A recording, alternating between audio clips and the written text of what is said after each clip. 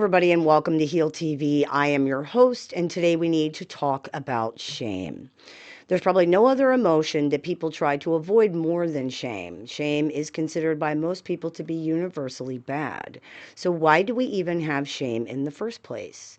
To put it very simply, shame is feeling bad about yourself.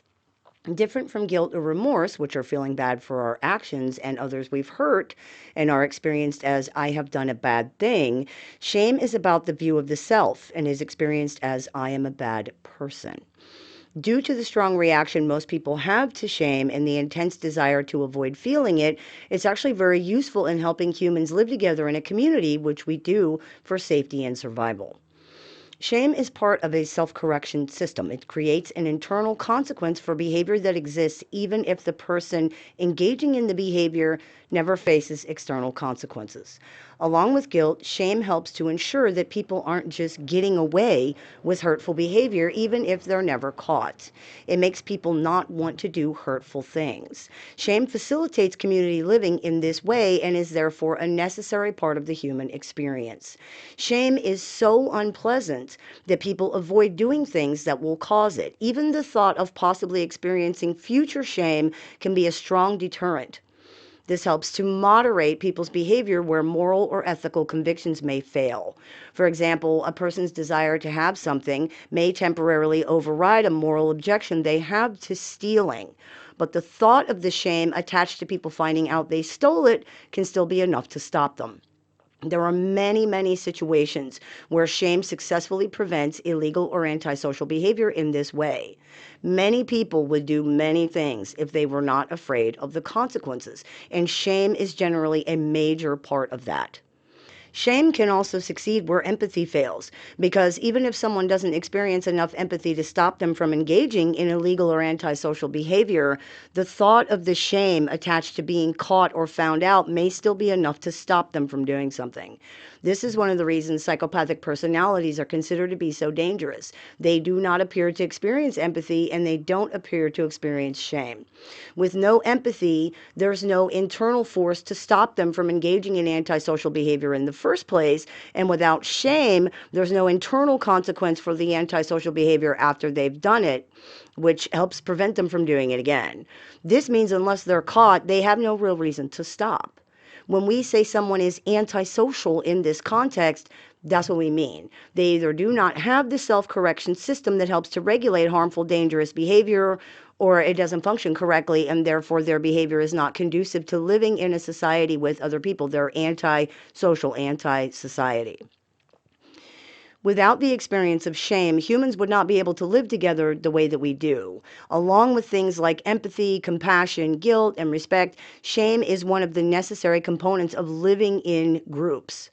It's part of an internal system that helps humans regulate their behavior, and this is actually often used by society and its institutions to discourage harmful behavior through the process of shaming people who have done harmful or antisocial things. People who do things that the majority of humans disagree with or disapprove of, such as intentionally harm or kill other people, are generally devalued by society, and they're even exiled, excommunicated from its protection in some ways. We do that through publicly naming people. We send them to prison. They might be unable to secure a job or a place to live. The existence of shame helps to prevent us from engaging in behavior that could cause us to be rejected and therefore no longer supported or protected by the larger group. Humans are social creatures, and the perceptions other people have of us are programmed to matter to us as a function of survival. If other people think we're a bad person, they're unlikely to care what happens to us or come to our aid if we need them. We lose the safety and protection of the family or the social group. As children, our self-concept and identity are actually created using our caregivers' perceived perception of us as building blocks for that. Our environment and society in general teach us very quickly what makes somebody a bad person and therefore at risk of being rejected by the larger group. We feel shame when we're judged negatively, so we learn to judge ourselves and make whatever corrections are needed in order to adhere to those standards. We learn to structure our internal belief system and our behavior according to those rules, and we learn that not doing so can have consequences that are both external and internal. Not only will we get in trouble and be rejected by other people, we will feel badly about ourselves. This is a very effective system for moderating and corrective behavior. In many cases, it only takes one time. Shame is, in fact, so effective at helping to modify and correct behavior, it can easily be used as a weapon. Think of it like this. There are some strong medications that, though hard on your body, if they're taken when they're needed and at the correct dosage, they're helpful.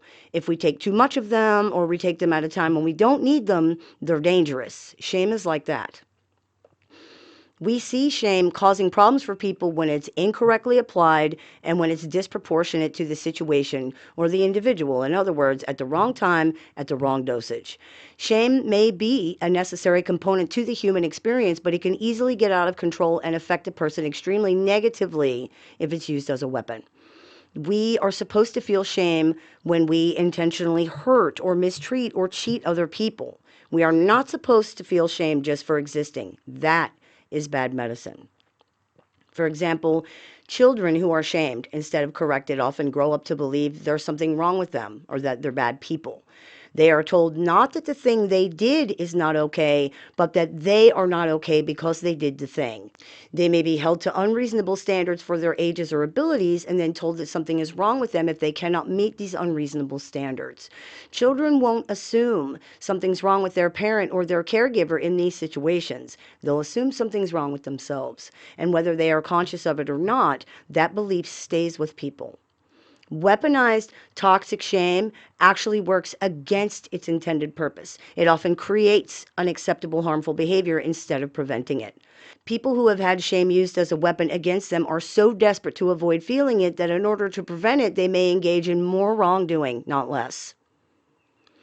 As an example, someone's been lying to their spouse about losing their job because they're unable to face the shame of admitting that. When it can no longer be lied about, they kill their spouse rather than face the shame and the rejection they fear will come when they're found out.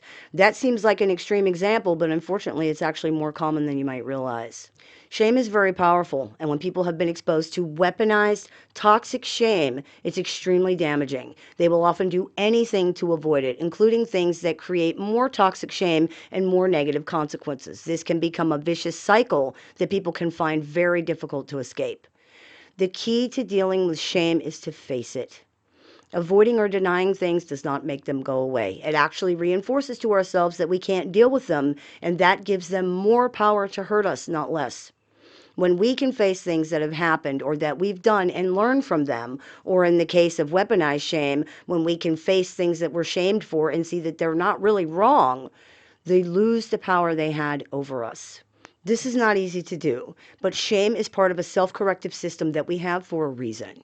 When this system is operating in balance, it helps us to be better, kinder, more decent people. When it's imbalanced, the system is either overcorrecting and working against itself, or is undercorrecting and not working enough for itself. Either way, we see dysfunction. Helping our systems come back into balance, back into homeostasis is what healing is all about, and that is what we are doing here at HealTV.